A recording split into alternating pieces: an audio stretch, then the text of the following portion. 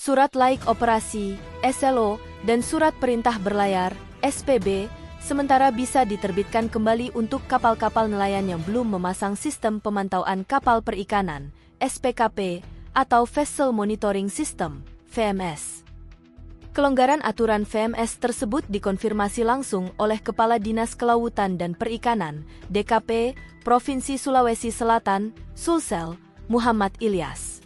Keputusan tersebut menyusul rapat koordinasi daring antara pemerintah provinsi, Pemprov, Sulsel dengan Direktorat Jenderal Pengawasan Sumber Daya Kelautan dan Perikanan, PSDKP, Kementerian Kelautan dan Perikanan, KKP, Republik Indonesia, pada Senin, 14 April.